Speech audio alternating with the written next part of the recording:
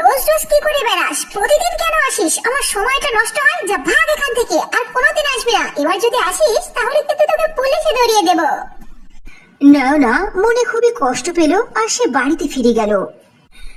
একদিন নয়না ভিক্ষা করতে বের হলো। সে সারাটা দিন ভিক্ষা করার পরেও কিছুই পেল না। সে মনে দুঃখ নিয়ে বাড়ি ফিরছিল আর বলছিল, আর সারাটা দিন মানুষের দ্বারে দ্বারে ঘুরে বেড়ালাম, কিন্তু কেউ একটি টাকাও দিল না।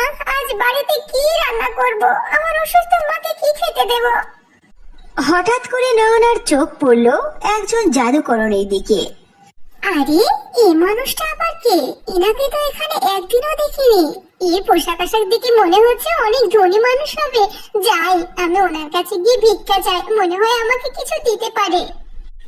আল্লাহর নামে কিছু আমাকে দান করুন, আল্লাহ আপনার ভালো করবেন। প্লিজ কিছু ভিক্ষা দিন না আমাকে। নয়নার কথা শুনে ওই জাদুকরণীর মনে নয়নার প্রতি মায়া আসলো।